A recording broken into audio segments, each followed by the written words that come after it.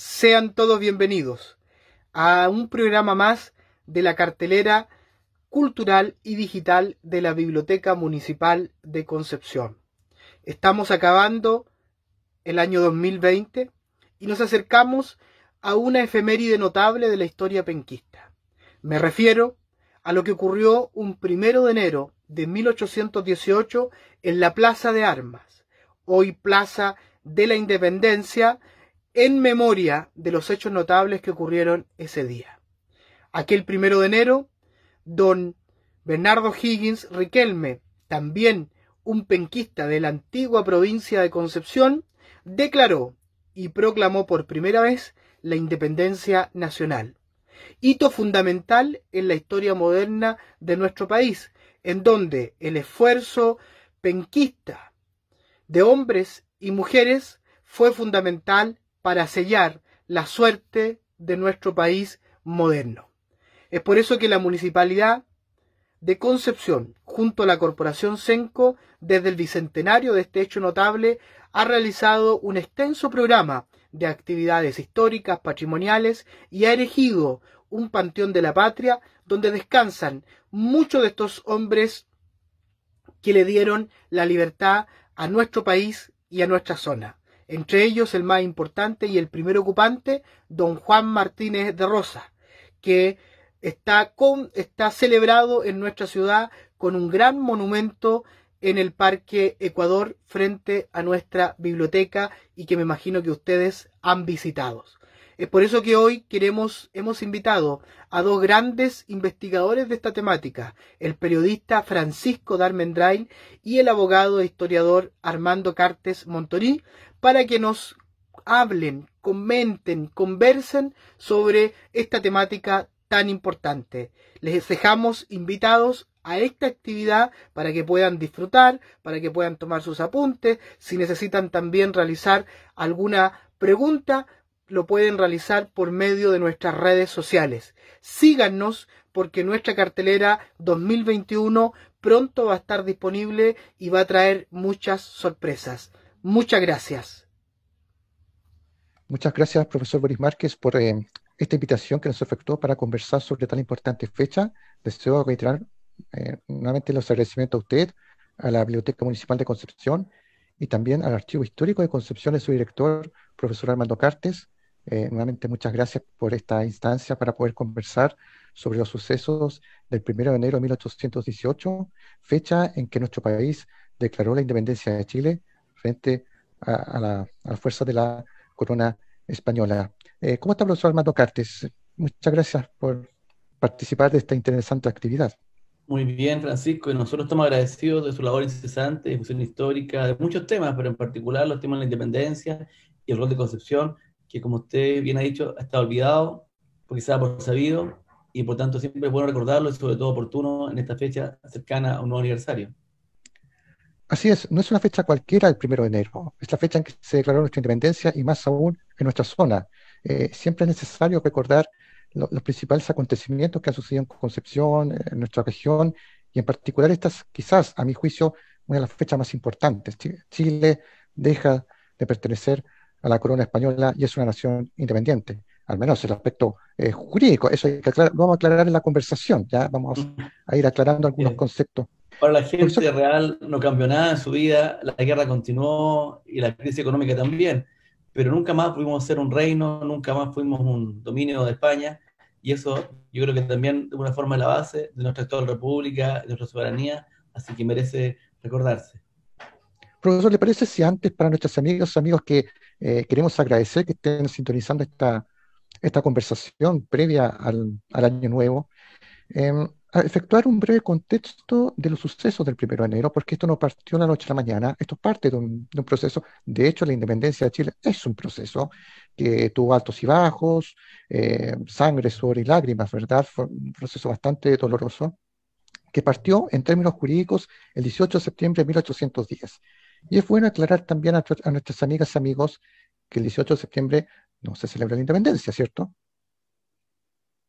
O sea, claro, como usted bien indica, es un proceso largo y que tradicionalmente se indica que parte no el año 10, incluso el año 8, porque fue la prisión de Fernando VII fue la muerte del gobernador Muñoz de Guzmán, lo que generó en los dominios americanos la idea de generar gobiernos autónomos, lo que fueron las juntas, y que culmina recién hacia el año 30, cuando se consolida, por ejemplo, la independencia del Ecuador y otros países. Por lo tanto, es un proceso que tiene alcance, hoy día se dice, ni siquiera americano, hispanoamericano e incluso continental, en sentido atlántico, porque es un proceso que está afectado por fuerzas externas, como son la expansión comercial inglesa, la idea de la Revolución Francesa, la Guerra Napoleónica. Así que en el fondo todo Occidente se vio conmovido, y uno de los efectos o consecuencias fue la libertad de nuestros países, la independencia de Chile.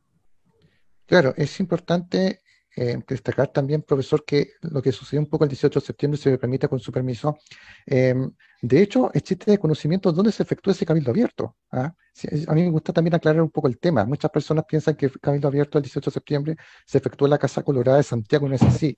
La Casa Colorada es la residencia de don Mateo de Torres Zambrano, que en ese momento era gobernador interino de la Capitanía de Chile. Este cabildo se efectuó en donde ahora está el Palacio Tribunal de Justicia de Santiago. En el pasado, en ese lugar, estaba el Palacio Local del Tribunal del Consulado, que es un lugar con mucha historia.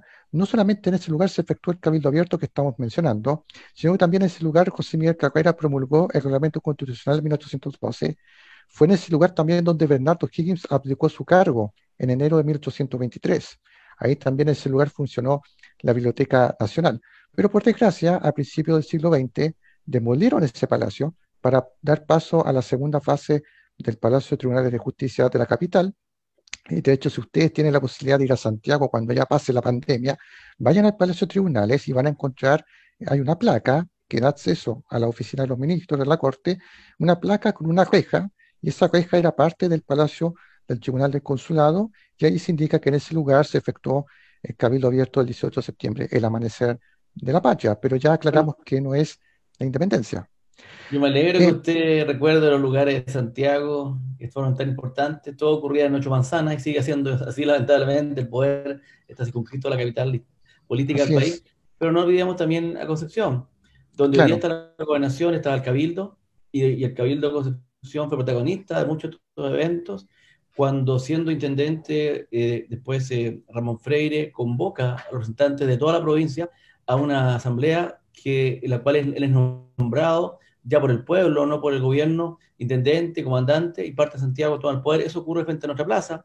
Y por otro costado de la plaza, por lo que era la calle Comercio y la calle Barros, ahí estaba la casa, por supuesto, de la familia Urrutia Mendiburo. Ahí vivía nada menos que el prócer Juan Martínez de Rosas. Ahí se reunía su tertulia, y ahí muchos jóvenes se fueron imbuyendo en las ideas revolucionarias que finalmente llevaron a formar este clan que fue tan importante en la independencia, aliado con los santiaguinos larraínes, que fueron quienes lideraron la primera junta de gobierno, porque Concepción fue importante en esa junta, pero operando desde el sur de manera coordinada con Santiago. Así que, por lo tanto, la independencia de alguna forma se hizo con aporte de las tres provincias: Concepción, Santiago y, por supuesto, también Coquimbo. Así que es momento también recuperar también el protagonismo de los otros territorios en este proceso que hizo de Chile un país libre. ¿Mm? Sin duda, profesor, que Concepción fue parte importante en este proceso, no solamente en el aspecto político, jurídico, sino también militar. De hecho, buena parte de los enfrentamientos militares de la independencia no se produjo en Santiago, sino que en nuestra zona. En términos porcentajes, podrá ser el 70-80%, ¿ah? No Es sé. difícil hacer Pero un siempre porcentaje si cuenta uno la cantidad de muertos, participantes, pero lo que sí es relevante, que al sur del río Maule, que era donde comenzaba la provincia de Concepción, tuvo lugar casi todos los enfrentamientos, salvo las tres batallas que justamente la gente más recuerda, que fueron Chacabuco, Rancagua y Maipú. Pero los largos enfrentamientos de la Patria Vieja, y más duros todavía de la Guerra Muerte, que usted otro día mencionaba, fueron en esta zona, y eso es algo que hay que recordarlo, porque fueron un gran costo y un gran dolor para toda la ciudadanía del claro, Biobío. eso vamos a hablar al final, profesor, la guerra a muerte, que es un episodio que prácticamente nadie conoce, al menos nadie en general, me refiero a la sociedad civil. Posterior a la constitución de esta Junta, se constituyó el primer Congreso Nacional, que era una de las tareas que se encomendaba esta Junta de Gobierno, y se destacó justamente, como usted menciona, a don Juan Martínez de Rosas, prócer de la independencia. em, Hijo ilustre de nuestra ciudad, si bien él no nació acá en Concepción, pero al menos a mi juicio lo considero como un penquista más. No sé si nos puede contar brevemente sobre la figura de Juan Martínez de Rosas.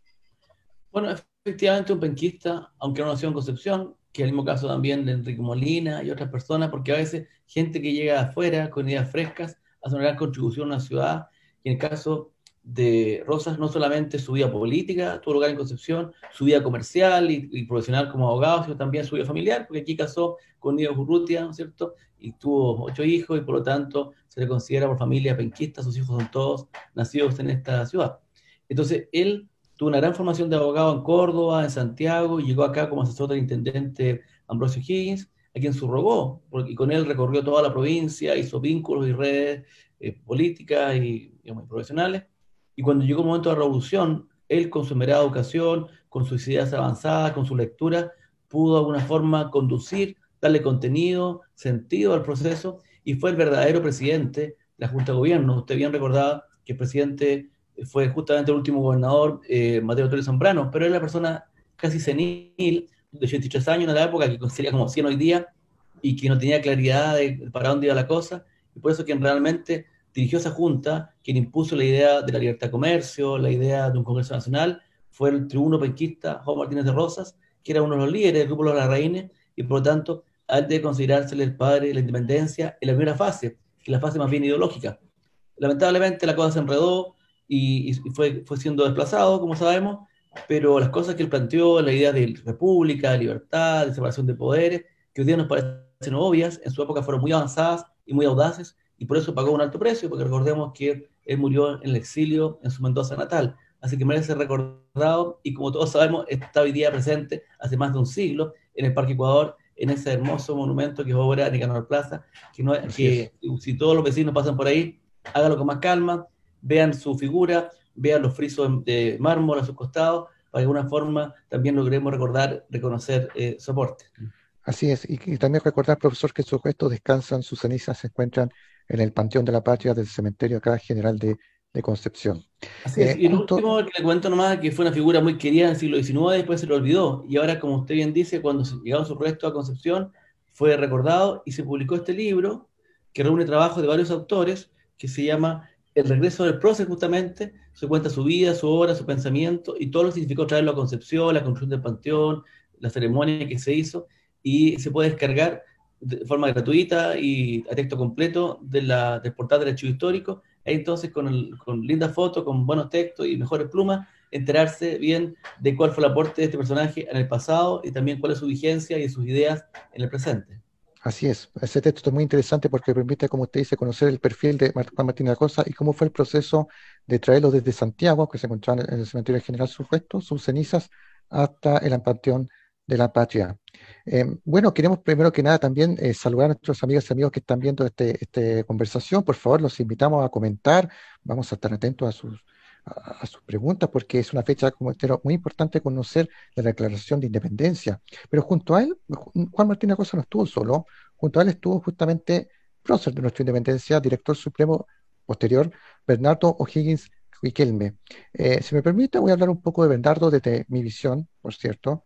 La historia no hay cosa juzgada, alguien dijo por ahí, no recuerdo quién, pero la idea de hablar un poco de Bernardo O'Higgins porque fue él, justamente el protagonista, sin perjuicio a los patriotas que participaron en los sucesos del 1 de enero, pero él fue el que firmó nuestra Declaración de Independencia. Bernardo O'Higgins nació un 20 de agosto de 1778 en lo que hoy es Chillán Viejo. De hecho, en el Parque Monumental Bernardo O'Higgins hay un monolito que señala el lugar, al parecer, donde habría estado su casa natal. Él fue hijo de don Ambrosio O'Higgins e Isabel Riquelme. Don Ambrosio O'Higgins fue un destacado gobernador en la etapa colonial, posteriormente virrey del Perú. Hay que aclarar siempre, y siempre lo digo, que en un principio no era el apellido O'Higgins, sino que era Higgins, Ambrosio Higgins. Posteriormente fue nombrado duque de Malenari y ahí se le antepuso la O. Y así sería conocido él y su hijo, Bernardo O'Higgins, cuando adopta el apellido O'Higgins posteriormente, de manera, cuando ya don Ambrosio fallece. Y doña Isabel Riquelme está acá representante de la aristocracia criolla en Chillán. Bueno, la infancia y juventud de Bernardo O'Higgins no fue fácil, ¿ya? Hay que recordar que no fue reconocido por su padre y prácticamente fue una vida itinerante en los primeros años. Nunca estuvo en un lugar fijo, siempre estuvo en Talca en un tiempo, después se va a estudiar a Lima, a Perú, posteriormente a Londres. Era una forma de Ambrosio de compensar la falta de afecto físico, ¿no es cierto?, que hizo compensarlo con una buena educación. Y tuvo muchos problemas Bernardo Higgins. en su infancia y juventud, que quizás fueron moldeando posteriormente lo que fue su personalidad cuando ejerció como director supremo. Pero más allá de eso, eh, su paso por Inglaterra fue fundamental, ¿ya? En Gran Bretaña, quiero decir, en Londres, porque ahí conoció, si se puede decir, a su mentor ideológico, quien le pondría la semilla posteriormente para lo que haría nuestro país, que fue Francisco de Miranda, ¿no es cierto, profesor Armando? Estoy haciendo una síntesis, por supuesto. Hablar de Bernardo Higgins, podemos estar en un programa aparte. Sin duda es una figura muy compleja de Bernardo Higgins, muy adelantada a su época y muy ajena también a lo que era la vida cotidiana de una persona de su época, incluso una persona de élite. Él podría hacerlo, lo Riquelme era una familia antigua, colonial en Chillán, y su padre nada menos que el gobernador y el futuro virrey. Pero por otro lado, vivió desplazado, con su condición de hijo legítimo, sin grandes afectos en Santiago, y por eso la figura paterna, que nunca estuvo, porque su padre lo vio una vez, su padre nunca le respondió una carta, solo se preocupó de su educación, la suplantó con otros personajes. Primero Francisco Miranda, que usted menciona, que fue como su mentor ideológico. Luego también el mismo Maquena, amigo de su padre, militar, que lo entrenó en el uso de las armas. También la misma figura de San Martín tuvo sobre él un cierto peso moral.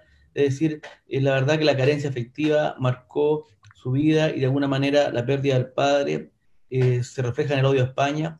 Y como dice Neruda, no tuvo padre, sino patria, ¿no es cierto? No tuvo novia sino esta tierra con azares. O sea, en el fondo transfiguró su vida personal en su lucha por la independencia, y lo cual significó para él un enorme costo, porque no pudo tener una vida afectiva normal, y curiosamente es una persona que vivió más de la mitad de su vida fuera de Chile, y es el libertador de Chile, un descendiente irlandés, pelirrojo. La verdad que es una figura muy, digamos, atípica y sin embargo extraordinaria por todas las dimensiones de su vida que se han estudiado y se pueden comentar. Por supuesto, hay muchas dimensiones criticables, pero como bien dice, al momento de abdicar, le tocó vivir una época muy compleja, muy violenta, y que si quieren juzgarlo, que lo hagan por su mala naturaleza, pero no por las circunstancias tremendas en que le tocó gobernar y ejercer el poder, que no es comparable al tiempo presente de paz y democracia que hoy día disfrutamos. Así es, profesor.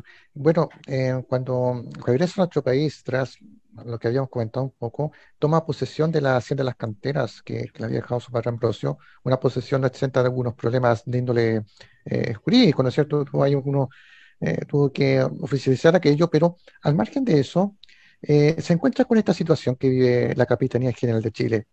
Así como Chillán fue el lugar donde nació Bernardo Higgins en términos biológicos, Los Ángeles fue su cuna política, porque ahí el prócer inicia su carrera, como digo, a nivel político, porque es electo por aclamación como representante de Los Ángeles en el primer Congreso Nacional de 1811, que se inaugura el 4 de julio, ¿cierto, profesor? O sea, lo interesante es que usted menciona una dimensión poco conocida del prócer, porque no solamente que haya sido diputado elegido por aclamación al primer Congreso. Recordemos que antes había sido su delegado en Laja, pero no nombrado por los españoles, según él. Había sido alcalde de Chillán, regidor de Los Ángeles, fue intendente de Concepción durante los días agónicos previos a Rancagua, y por lo tanto fue claramente un sujeto provincial que llevó toda su década de conspirador al comienzo del siglo XIX, se movía entre Los Ángeles, entre Chillán y Concepción, donde estaban los Prietos, donde estaban los Urrutia y su amigo Rosas, donde estaban los Serranos. Es decir, tuvo una vida política muy intensa en la provincia antes de elevarse al mando supremo y antes de salir al exilio. Así que él perfectamente puede ser calificado como un libertador americano, a la altura de San Martín o de Bolívar, un líder nacional, el primer presidente, organizador de muchas instituciones como director supremo, y por supuesto también un líder provincial que se demuestra en todos estos cargos, pero sobre todo el liderazgo que tuvo, porque como bien lo demuestra, cuando una persona elegida por aclamación de forma unánime a un cargo, demuestra también el respeto y el reconocimiento que tiene entre sus conciudadanos. Así es muy importante lo que mencionaba, profesor, porque se erige el perfil de un estadista. Hay que entender, reitero, siempre lo digo con su permiso, quizá usted tiene otra visión, hay que entender el contexto en que se desarrollaron los hechos, o sea, juzgar con los ojos del presente cómo fue Bernardo Higgins. Hay que tener cuidado porque hay que ver cómo el contexto en que estaba Chile estaba formándose, dando sus primeros pasos para lo que sería una república, y también comparar con los procesos que se vivió en el resto de América. Hay que tener mucho cuidado con eso al momento de efectuar un análisis sobre Bernardo Higgins. Pues bien, la vida de Bernardo O'Higgins fue compleja, como ya estamos conversando. Estamos en el periodo de la Patria Vieja, participa en las primeras campañas militares. Él no es un militar de formación como el caso de José Miguel Carrera, lo traigo a colación porque siempre se hace esta comparación, que yo no comparto esta comparación odiosa de que José Miguel Carrera era el bueno, O'Higgins era el malo, o viceversa. No, no, no, yo, no, yo al menos no me sumo a esa discusión estéril de quién era quién. Para mí ambos fueron complementos de todo este proceso. ¿Ah? Uno y otro permitieron que hoy día Chile sea un país independiente, ¿verdad? Pero bueno, viene el desastre de Rancagua del 1 de octubre, el periodo de la Reconquista, allende los Andes, quien se encuentra con San Martín, y organizan en conjunto el Ejército Libertador de los Andes. Estoy efectuando una síntesis por si acaso. Bueno, ¿ah? Y en febrero, el 12 de febrero de 1817, se produce la batalla de Chacabuco, en el cual las fuerzas realistas comandadas por Manuel Maroto caen frente a las fuerzas del Ejército Libertador de los Andes. Posteriormente, las fuerzas victoriosas patriotas llegan a Santiago, la aristocracia santiaguina le ofrece el cargo de director supremo a José San Martín en dos ocasiones, él lo rechaza y posteriormente Bernardo O'Higgins asume con honor, ¿no es cierto?, como director supremo, el segundo director supremo, porque anteriormente tuvimos un director supremo que era Francisco Lalacho en el periodo de la Patria Vieja. Es importante aclarar este punto porque a veces pueden pensar que Bernardo O'Higgins fue el primer director supremo. No es así.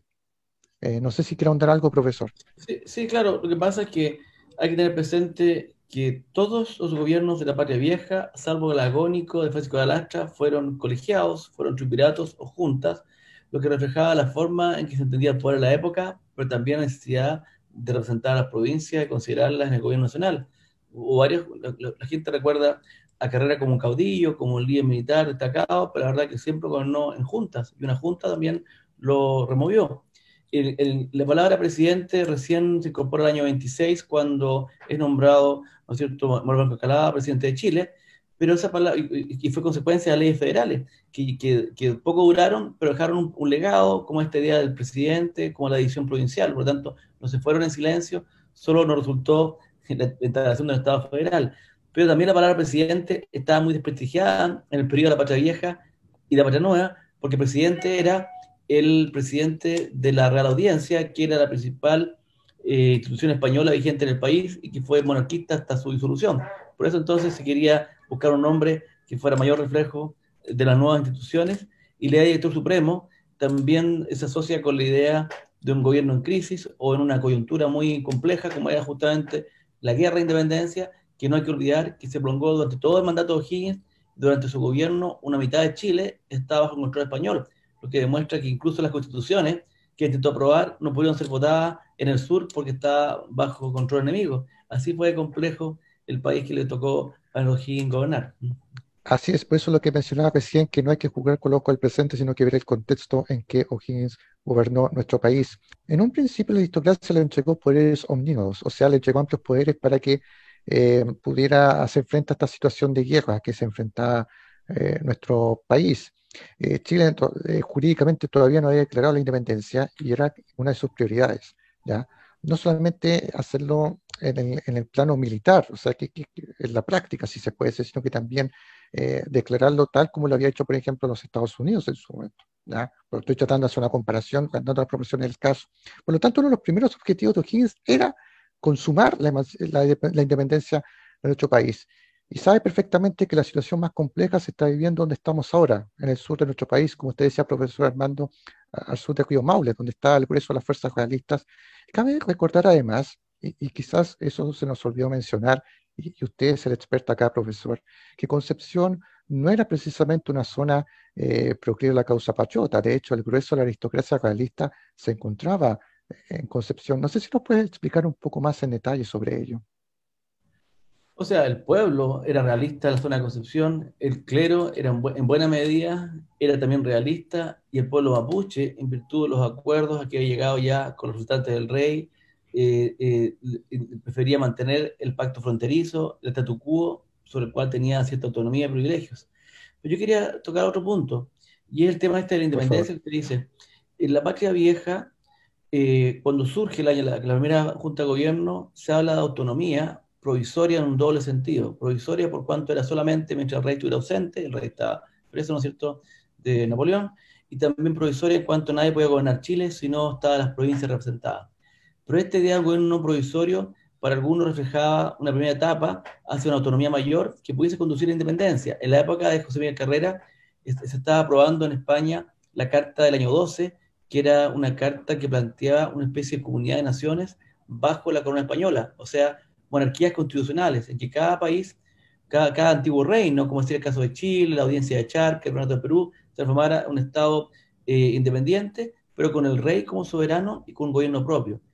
Por eso es que el reglamento de Carrera dice, en el año 12, que el rey es el jefe de Estado, pero no se obedecerán leyes que vengan de afuera. Lo que parece contradictorio, pues se explica porque se pensaba en ese modelo como una especie de Commonwealth o comunidad de naciones, como ocurre en el mundo anglosajón.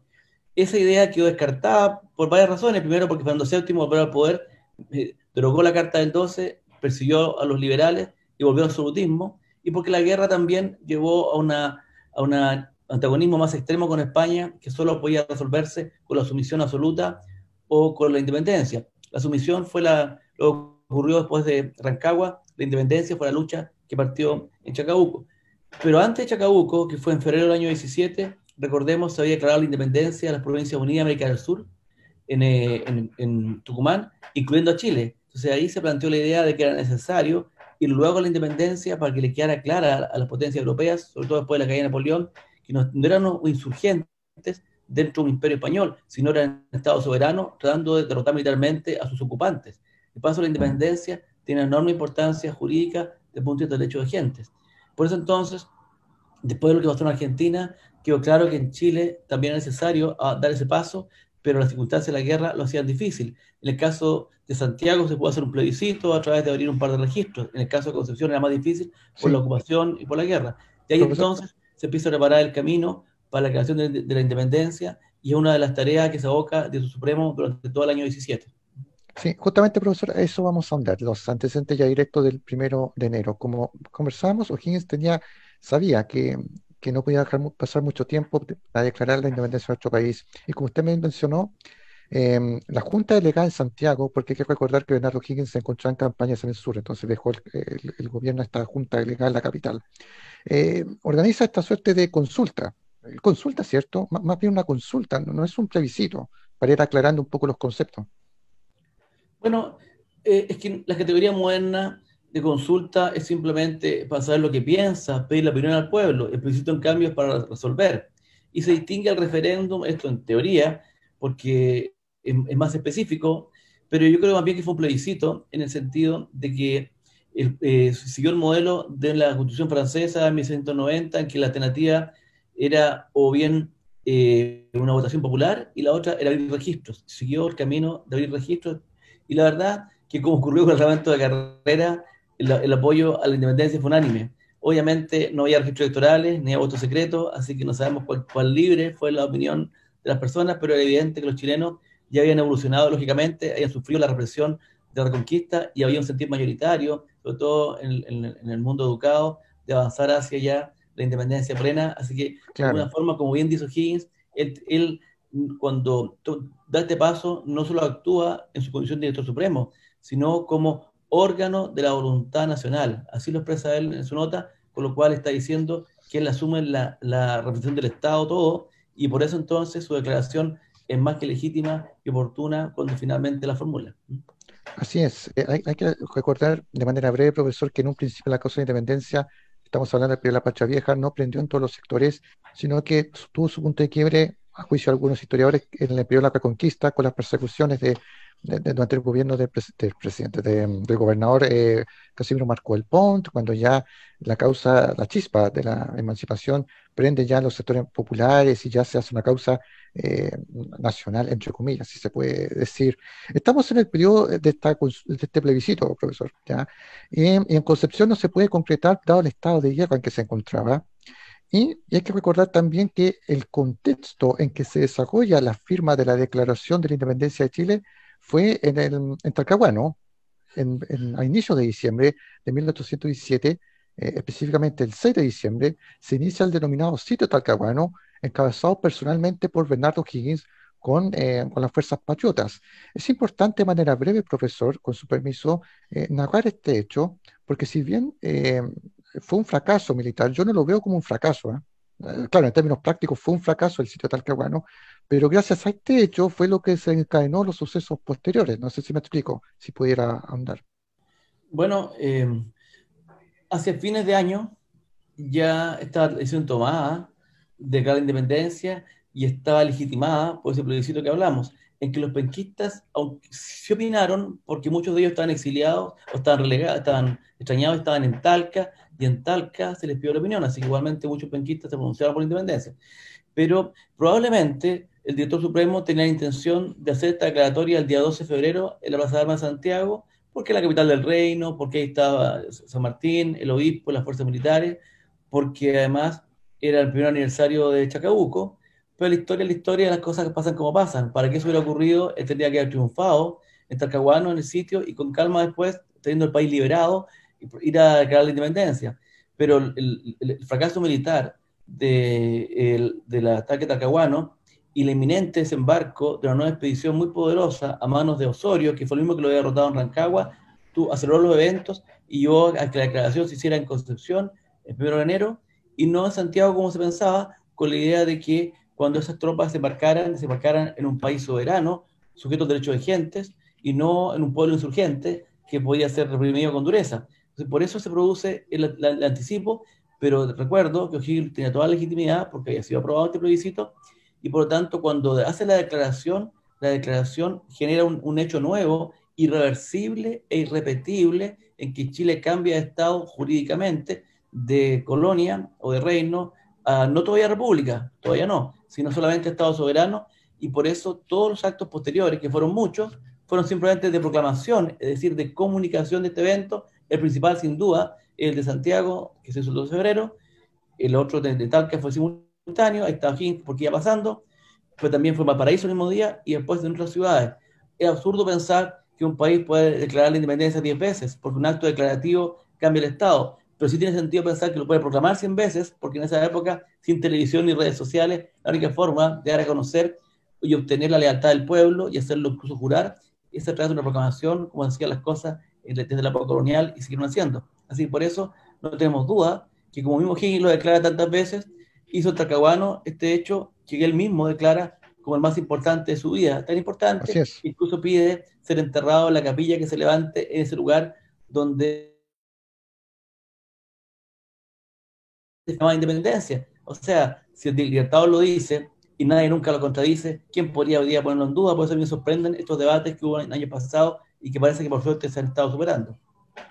Sí, es importante, profesor, lo que usted menciona, y si me permite, con su permiso, vamos a entrar en algunos detalles sobre la jornada, tratándose breve, por supuesto, y reiterando nuestros saludos a nuestros amigos que están comentando en esta conversación, que se están sumando, y por favor, sean bienvenidos. Para que nuestros amigos sepan, Bernardo Higgins firmó esta declaración en los Mojillos de Perales de Talcahuano en la madrugada del 1 de enero. Para que se haga una idea, se encontró donde ahora está el Cerro La U de Talcahuano, sector Cerro Puntilla de Perales, ¿ya? Para que vayan ubicándose un poco en el mapa de Google incluso, ¿ah? Sobre el tema. Ahora bien, posteriormente, cuando realiza este acto en su campamento militar, en la madrugada, él, posteriormente al mediodía, ese día se traslada a Concepción, ¿ya? A la entonces Plaza de Armas de la ciudad, donde proclama la independencia de Chile, reafirmando este acto que había desarrollado en la madrugada ese día en Talcahuano. Y como usted menciona, profesor, el acto de proclamación era como la forma de llamar la atención, de comunicar lo que ya se había hecho en este caso de la declaración. Entonces, en este caso, Higgins proclama la independencia en la entonces Plaza de Armas Concepción, frente al cuartel de Dragones de la Frontera. Ese cuartel se encontraba donde ahora está el Teatro de la Universidad de Concepción. O sea, en este caso, a la actual Avenida Bernardo Higgins, esquina Caupolicán, más o menos en ese sector, seguramente con la población civil observando este hecho. Y en la noche de ese día, estoy haciendo una síntesis por si acaso, esto puede ser mucho más extenso, celebra el Año Nuevo, y este hecho histórico, este acto que cambia la historia de nuestro país, en la entonces Casa del Coronel Patiño, donde ahora se encuentra el Palacio de Tribunales de Justicia de Concepción. Ahí se celebra un banquete, ¿no es cierto? Se invitan a los oficiales patriotas a realizar esta celebración, e incluso vamos a conversar después las fuentes que sustentan esto, vamos a aclarar después cuáles son las fuentes, las investigaciones que se han hecho. Carlos Oliver Schneider, entre otros, se señala que tenía unos lechones, ¿ah? Una casita de lechones, entonces a cada uno de estos lechones le pusieron el nombre de los oficiales realistas que estaban participando de este proceso, Ordóñez, Osorio, entre otros. Pero usted, profesor, dijo un documento muy importante, lo citó, que es la carta que escribe Bernardo Higgins, las cartas que escribe, donde da cuenta de la importancia de este hecho. Y si me permite, quiero citar brevemente un extracto de esta carta. Bueno, la verdad es que las cartas de Bernardo Higgins se encuentran en el archivo Higgins, ¿ya? Están todos los documentos. Ya hace unos años atrás, los historiadores Nancy Miño y Cristian Guerrero desarrollaron este trabajo que es las cartas de Bernardo Higgins, que estoy leyendo, tengo el texto ahora, que son 4 tomos. Esto para nuestras amigas, amigos que quieren tener el texto, lo pueden encontrar en librerías. ¿Ya? Es un importante trabajo porque compilaron buena parte de las cartas de O'Higgins. De hecho, las cartas de O'Higgins permiten conocer, primera fuente, las vivencias que tuvo el prócer. ¿Ya? Aquí, de hecho, podemos conocer aspectos sobre su ejercicio como director supremo, sobre su vida, las enfermedades que padeció, etcétera, etcétera. ¿Ya? Las mismas cartas van delatando, en cierta forma, cómo fue la vida del prócer. Interesante objeto de estudio. Pues bien, quiero citar la carta que escribió al presidente Manuel Bulnes desde su exilio en Perú, el 17 de octubre de 1842 en Lima. Cito: al excelentísimo señor general don Manuel Bulnes, presidente de la República de Chile. Excelentísimo señor, yo, Bernardo Higgins, el mismo que el 1 de enero de 1818, como órgano de la voluntad nacional, declaré la independencia de Chile en mi campamento cerca de la ciudad de Concepción. Ese es un punto, profesor. Posteriormente, la carta, en el 6º párrafo, voy a adelantar, cita, y lo que usted mencionaba, profesor. Confío al mismo tiempo que el Congreso Nacional cumplirá gustoso esta recomendación y bajo esta convicción por la presente autorizo y suplico a mis apoderados que a continuación se expresan que entreguen a la Sociedad de Agricultura de Santiago de Chile el valor de dichas compensaciones para que sea invertida del modo siguiente. Invertir dichas compensaciones en la construcción y establecimiento de un colegio de agricultura en el punto más conveniente del terreno que ocupó mi campamento cerca de Concepción, cuando firmé la Declaración de la Independencia Nacional. Y mi voluntad es que está luego, como se construye la iglesia de dicho colegio, sean conducidos allí mis restos mortales y depositados para siempre. Y sigue, pero esto es el aspecto como fundamental. No sé si tiene alguna opinión, profesor, o ahondar más sobre este importante documento que es quizás la evidencia principal de lo que estamos conversando, de los sucesos del 1 de enero. Sí, claro. Hubo un debate años atrás porque la ciudad de Talca celebraba un festival que está muy bien, celebrar la independencia, lo que es muy, muy destacable, pero hubo una confusión sobre el lugar en que se declaró la independencia. Nosotros nunca hemos dudado que el prócer pasó por Talca y la proclamó en ese lugar, pero la palabra declaración tiene fuerte implicancia jurídica, yo soy abogado, y por lo tanto es un acto que no se puede repetir. O Chile o es un país soberano, o Chile es un simple reino. No hay ambigüedad. Por lo tanto puede ocurrir una sola vez. Yo creo que la historia tiene un estándar de prueba, y cuando hay varias notas que dicen lo mismo, hológrafas emanadas del Libertador, que hablan sobre hechos propios, que no fueron contradichas por sus contemporáneos, yo no sé cómo pudiese esto ponerse en duda, digamos. Y por lo tanto, para mí ese debate quedó superado, y yo encuentro que en esto también nosotros los penquistas tenemos una responsabilidad, porque esta zona que tanto portó la independencia, que tanto sufrió por la independencia, que tuvo tanta destrucción, tanto rezago económico, etcétera, quedó con muy pocos vestigios materiales. Aquí en Concepción no hay dónde celebrar la independencia, salvo que uno pensara que la plaza es el lugar, y su nombre lo recuerda. Fíjese usted que una asta bandera en el centro de la plaza hasta 1850, que solo fue removida cuando se instaló la pila actual de Vinimelis. Hay una piedra que se instaló recién en el año 68, por los 50 años de la independencia, en que expertos como Luis Valencia Varia y otros más confirmaron la veracidad de estos antecedentes que usted está entregando. Pero incluso la gente de Concepción no sabe lo talcahuano, confunden el Puente Perales con el cerro de la universidad, no hay siquiera un hito ahí, no hay una alta bandera, no hay un parque, menos una ciudad como la que quería el Libertador. Por eso entonces estos hechos se fueron olvidando, y ahora con ocasión de este bicentenario nos pareció que era necesario reivindicarlo, porque no se trata solamente de celebrar a los militares, ni los héroes, ni el bronce, sino es toda Concepción, hombres y mujeres, mapuches, sacerdotes, civiles que sufrieron una ciudad que fue ocupada 11 veces, en que su catedral fue cárcel, en que la isla Quiriquina fue campo de concentración donde murieron muchos patriotas abogados tratando de escapar.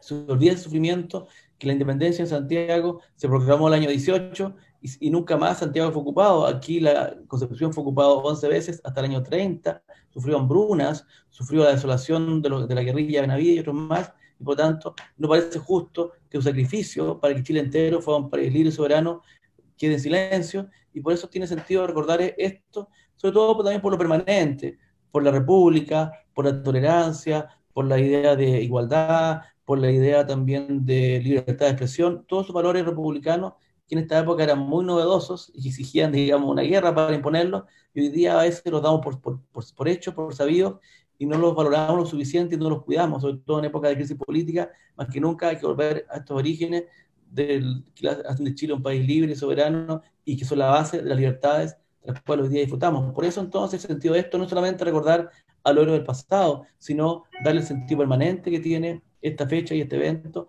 para Concepción y para Chile, y no olvidar el protagonismo que tuvo esta región y sus hijos e hijas en este proceso. Así que eso es lo que en 2 días más, ya estamos llegando al año nuevo, vamos a recordar, todos están en su fiesta, ¿no es cierto?, preocupados de su familia, está muy bien, pero un minuto, un segundo de reflexión y recordar, y cuando vayan al cementerio, quizás a pasear por sus lindos jardines, a ver sus monumentos, o visitar a algún pariente, un deudo, no dejen de pasar, como usted bien decía, al Panteón de la Patria, donde están los restos, no solamente de Martínez Rosas, también Santiago Fernández, que fue secretario de O'Higgins, de Miguel Zañartu, un penquista que fue el que redactó la Declaración de Independencia, y otros personajes más que son un reflejo del aporte de Concepción a este proceso que hizo de Chile el país libre y que nos dio, ¿cierto?, la República que hoy día disfrutamos. Así que ese es el sentido de esta celebración, por eso va a ser muy oportuna esta conversación, y ojalá sirva para recordar, pero también para que nos sintamos bien de ser penquistas, de ser hijos del Biobío, y recordar que esta tierra,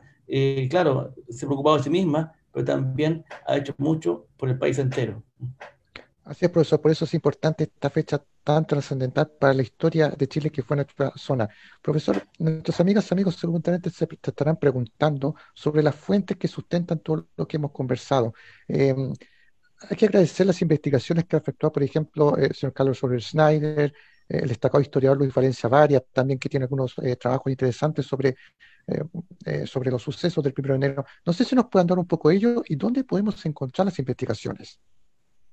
Bueno, en su época, la independencia de Chile fue la etapa más estudiada en nuestra historia, además de 300 libros sobre eso, muchos de los cuales a lo mejor están olvidados o no se conocen.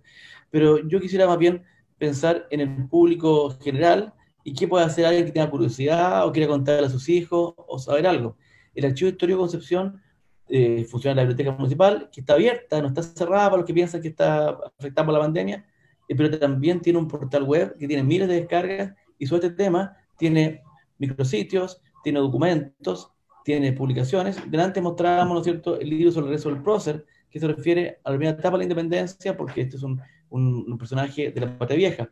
Usted también mostraba este otro texto en que justamente para el Bicentenario invitamos a más de 40 profesores e investigadores de distintas universidades. Todos aportaron a un texto que se editó en 20.000 ejemplares, que se distribuyó gratuitamente por el Diario del Sur y que hoy día está disponible también para descarga en la página web del archivo. Y los documentos que usted cita, por ejemplo, estas cartas de O'Higgins, la proclamación, en la proclamación, que el documento que se firmó dice expresamente, dado de mi mano en el Palacio Editorial de Concepción, Bernardo O'Higgins Riquelme, 1 de enero del año 18. Y eso está escrito en mármol, en el cementerio, está la declaración, y todos esos documentos se pueden bajar del portal del Archivo Histórico para recordar un poco de historia y con eso poder también refrescar un poco esta fiesta que viene. Así que al que quiera saber, se puede encontrar, está todo disponible, así que a leer y a recordar un pasaje interesante, extraordinario, de la historia de Concepción Sí. y de Chile. Profesor, y un dato adicional, y corríjame si me equivoco, uno de los redactores de esta proclamación fue don Miguel Zañartu, que firmó esta proclamación y además años después sería el primer regente, para que se entienda el concepto presidente, en el presente, de la ilustrísima Corte de Apelaciones de Concepción. O sea, ¿qué más penquista puede haber plasmado en este documento, ¿cierto?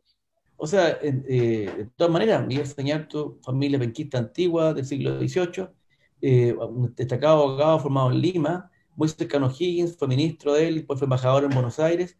Después de todas las comisiones que hubo, aparecer el texto que él redactó fue que finalmente prosperó y quedó como acta de la proclamación de independencia. También recordemos que él tuvo embajador en Buenos Aires y consiguió el reconocimiento del gobierno de La Plata de la independencia de Chile, lo que no es poco, porque en algún minuto los argentinos pensaron que Chile fuera gran parte, ¿no es cierto?, de las Provincias Unidas, y por tanto no fuera un país soberano, así que por lo tanto el reconocimiento de Argentina en esa época no fue un logro menor, y después fue un activo participante en las campañas como diputado, senador, etcétera, de toda la patria vieja, y perdón, de toda la etapa en que la República se fue organizando, y finalmente culmina su carrera de funcionario, de servidor, como regente de la Corte de Apelaciones, que la Corte de Apelaciones de Concepción se creó el año 44, pero empezó a operar el año 49 y se inauguró justamente en la casa de Miguel Zañartu, en la misma dirección que usted señalaba, y que hoy día es donde está el Palacio de los Tribunales, en la plaza que pocos saben que se llama René Schneider, o Plaza de los Tribunales, que es uno de los grandes logros urbanísticos de Concepción, producto del lamentable terremoto del 39, pero que nos dio esa plaza y esa diagonal, que es un edificio emblemático de Concepción moderno, pero que también por la conexión con la casa, con el Patiño, con la casa de Miguel Zañartu y con todo esto dentro de la independencia, una conexión con este Chile fundacional independiente que tuvo en Concepción uno de sus principales escenarios. Así es, por eso es muy importante, profesor, reiterar recordar esta fecha. Nuestras amigas y amigos seguramente estarán comentando, y quizás, y escúcheme la pregunta nuevamente, aclarar un poco con Talca, ¿ah? Porque todavía puede existir una cierta confusión. Talca fue una estación circunstancial en todo esto, al final de cuentas. No es que, porque de hecho la carta que al final de cuentas fue algo así como ay, se me fue el término, su legado político. La última carta que escribió Higgins nunca menciona a Talca, de hecho, no es nada para él en cierta forma, fue Concepción. Sí, bueno, no tiene sentido hacer ni comparaciones ni nada. El caso de Talca, O'Higgins iba marchando, marcha forzada de Concepción hacia Santiago, temiendo que Osorio desembarcara en Valparaíso y tomara la capital y se la adelantara. Por eso esa marcha forzada coincidió que pasó el día 12 por Talca y por eso le tocó a él presidir la ceremonia de proclamación de esa fecha. Pero con dos datos importantes. Primero, que la proclamación fundamental fue la de Santiago el mismo día porque ahí estaba el director supremo delegado, que era otro penquista, Luis de la Cruz. En Santiago también estaba el hombre que leyó y redactó el documento, y todo aparece en el cuadro de Fray Pedro sobre el Casó, que era justamente Miguel Zañartu. Estaba San Martín, estaba el obispo, o sea, por lo tanto, la principal proclamación fue en Santiago el 12 de febrero, en Valparaíso y Talca. O'Higgins iba pasando, y quiero recordar también que O'Higgins nunca firmó, como se dice, la creación de independencia en Talca, ni en ninguna parte en esta época. Recién, 20 años después, cuando ya estaba la independencia consolidada, o 15 años después, en la época del gobierno de Joaquín Prieto, les pareció que era necesario que este documento tan importante ya las firma a sus protagonistas, y por eso se hizo una nueva copia y se llevó el documento a Lima, también a donde estaba Miguel Zañartu y Hipólito Villegas, y se obtuvo la firma del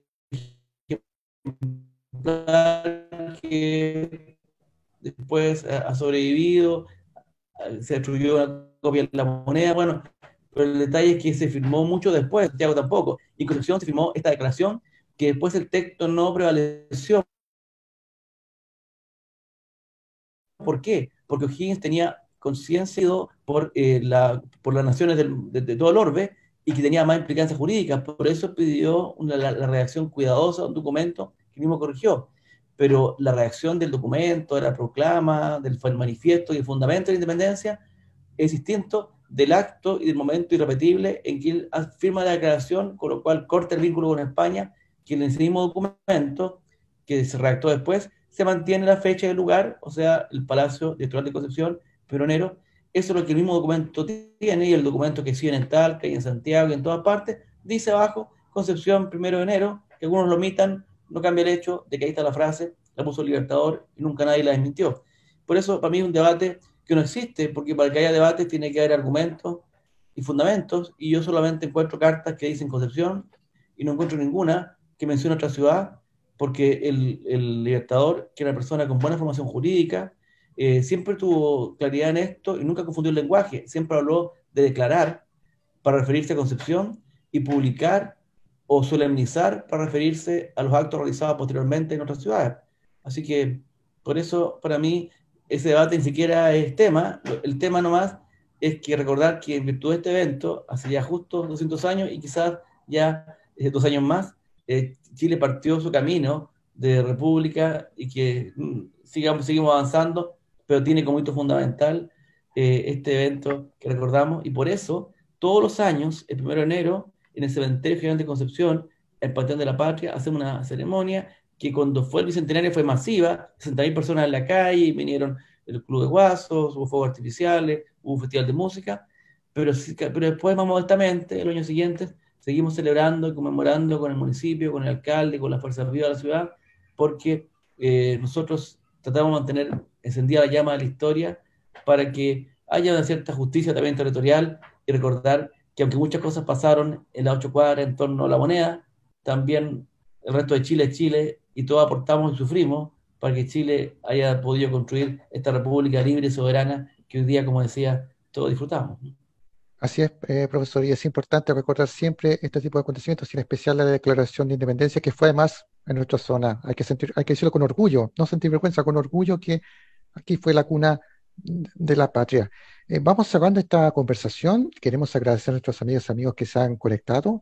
Espero haya sido una tertulia interesante para redescubrir nuestro pasado regional, que es patrimonio de todos nosotros, la declaración del 1 de enero de 1818. Y pueden visitar también el sitio del Archivo Histórico de Concepción, donde pueden encontrar todos los documentos que hemos mencionado. Están en PDF, los pueden leer en cualquier momento, para cuidarse de esta pandemia y para distraerse un poco. Qué mejor que leer estos documentos de historia que nos recuerdan nuestro pasado regional y que se encuentran en el sitio. Bueno, para ir cerrando ya, deseo reiterar mis agradecimientos a usted, profesor Armando, como director del Archivo Histórico de Concepción, al profesor Forismar, que es director de la Biblioteca Municipal, y a todos a quienes permitieron esta interesante actividad para ir cerrando este año 2020. Muchas gracias por todo, profesor.